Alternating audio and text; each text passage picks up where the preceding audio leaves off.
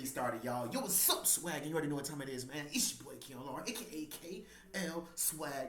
Back here with a video, man. Look, man, we about to react to another Matt B. Great reaction, man. I'm not gonna lie. I'm loving the Matt B. Great reactions. I ain't gonna lie. Them things doing numbers, too, man. I'm not gonna lie to you, bro. Shout out to that boy, Matt B. Great, man. On Colorado and all that, man. Deion Sanders in Colorado just made some big moves. I ain't gonna lie, I almost messed up on my reading and stuff like that. Y'all know I have a speech impediment and I be messing up, and I wasn't no. Y'all know, man, I was in one of them little slow classes or whatever like that, but it's okay though, man. It's okay. KswaggReacts gonna be on top.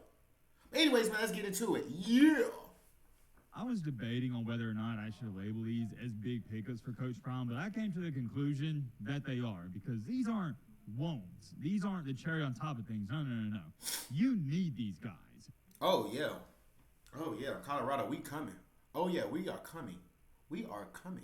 They say with the good, you get the bad. But today, it's vice versa. With the bad, you get the good. At least that's the case for Coach Prime in Colorado.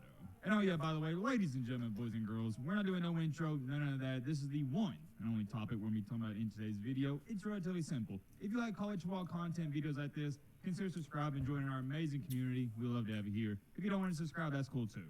Now, with that being said, we got to talk about, yet again, I know we talk about them a lot, but there's a lot going on with them, the Colorado football team, and what has transpired within the past 20. That's the first time I saw Shiloh without no tights, bro. Bro be wearing tights, long sleeve. I don't know how he do it. I ain't gonna lie to you. If I was playing safety, bro, oh my God, bro. I really wish I had D1 eligibility to play, bro. I would be that one big, strong-ass, buff-ass safety that know how to move. And dudes would be really scared. They'd be like, bro, that dude is gonna kill our ass. And then I'll be that type of guy. I'll be that type of guy when with other teams, when other teams be watching my film and stuff like that, they say he will hit you. This safety, Keon, he will hit you. He's coming down with bad intentions, you know. And then they'll be talking about he can cover too. He's a big guy, but he can cover. Bro, I'm telling you, bro, a lot of teams will be talking about me, bro, if I was playing at that level or even the smaller division, you know, D1 level, bro. You know, but yeah, man, damn, bro, I really hate that. I don't have no more eligibility, bro. But hey, God has a plan for me, though. 24 to 48 hours. I do want to give you some brief context here. 3 to 4 days ago, we made a video talking about how 10 players left Colorado within 24 hours. Insane. Then shortly after that, we made a video talking about how in total 17 players left Colorado within 72 hours. I'm a little behind. And all the Colorado fans were saying the same thing, and they all had the one argument of, oh, well, out of those 17 guys that left, maybe only one, if two max, were going to start. Those are bench players. Who cares? Deion Sanders even said the same thing, and I'll show you what he said again. Matt wrote a clip. You're losing some guys to the portal. What are you looking forward to reestablish? What position groups are you hunting in the transfer portal? I wish you guys do a little more homework when you start talking about the portal and understand what we're losing. What are we losing? I got time today.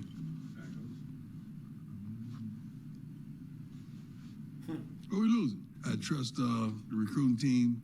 I trust our coaches. And please have some faith in me.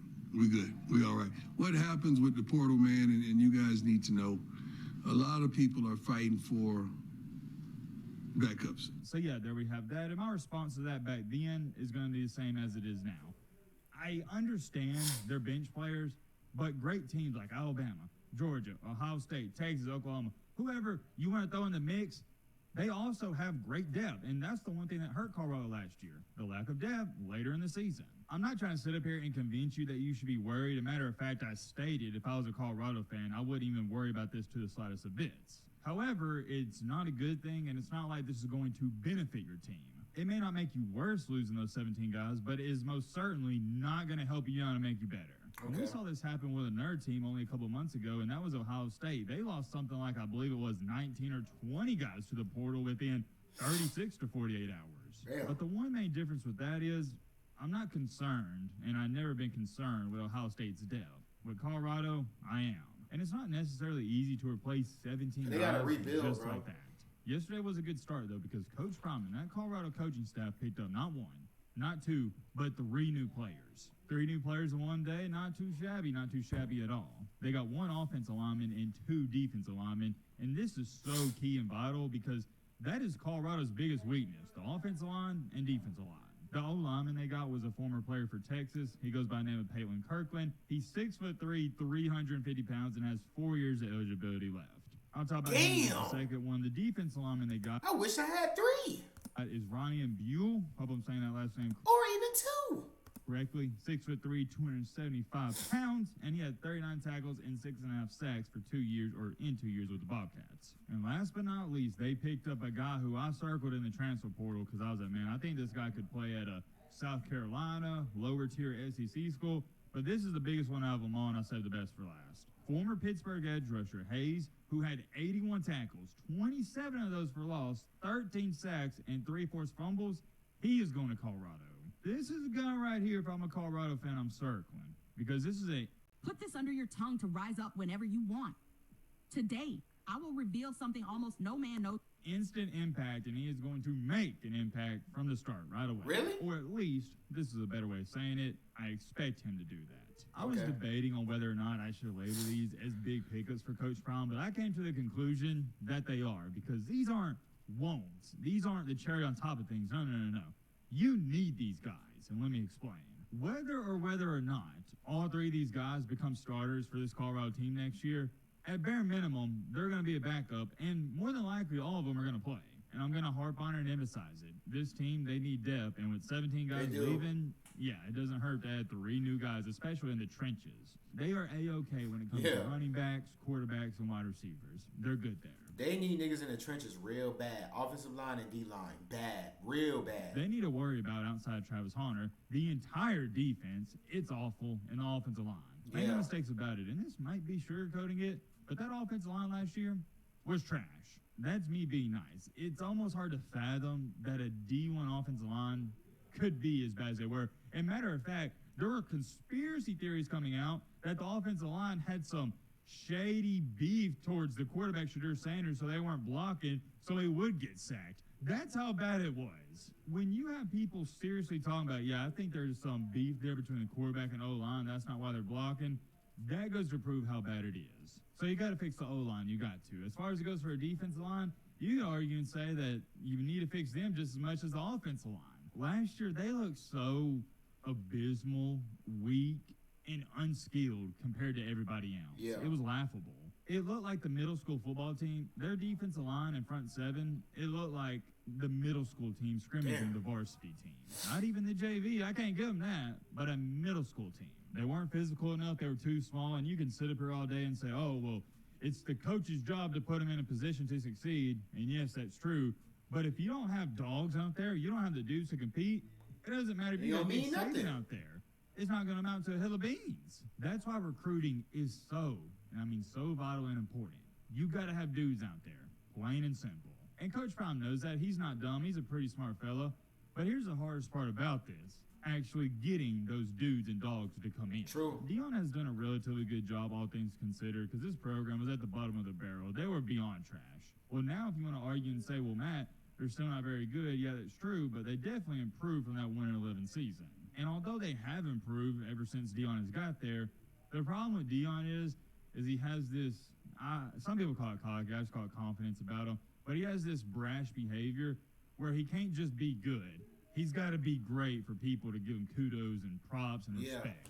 He himself was an all-time great, so having his team go out there and going 7-5, even that's not good enough. I'm not here to talk about the up-and-coming season. I haven't even looked at their schedule because it's too far out, too far away, and I don't like to talk about the season when it's 5 months away. We'll talk more about the season and what I think their record is going to be and how I think they'll fare out in probably a month or two, something like that, around the end of June, early July. For now, I did want to give you this update, and let me know in the comments section. I'm extremely curious if you're a Colorado fan, or you don't even got to be a Colorado fan. Fan of any team. 81 tackles, 27 FLs, 13 sacks. Not bad, bro. What do you think about these 3 new guys? And also, what do you think about their offensive line and defensive line situation? Do you think their offensive line is going to improve from last year? Do you think they're going to be as bad as they were last year? And same thing for the defense. As where it stands right now, I don't see, even with adding these 3 guys, the offensive line and defensive line taking a huge step forward. I don't think they're going to go from bad to good. I'm also not too sure what Colorado fans are expecting, so y'all let me know in the comment section what you think you're going to go next year. Do you think you're going to go 5-7, 6-6, maybe potentially 8-4. Who knows? 9-3. Drop the comments down below. I would love to know your guys' thoughts on that. And despite how you feel about Colorado, there's one thing for sure. I like going to be 8-4. watching because they're the most interesting thing in college football. Of course, if they start losing games in this upcoming season, same thing's going to happen as last year. People aren't going to care as much. But as long as they're winning games and they start the season or at the beginning of the season with that 0-0 record, people are going to tune in. And they're not going to tune in to root for them. They're going to tune in to hate watch. But if they start losing games, that's when all the hate watchers quit watching because they're like, oh, yeah, well, they suck, so there's no reason to root against them. I already know they suck. Whereas last year when they won all those 3 games, it pissed people off so much because everybody's like, oh, my gosh, they're not even good. They're getting lucky. Like I said, though, let me know your thoughts, Tom. That's true. That's definitely true. Well, let's get them mad. I like it. We're coming.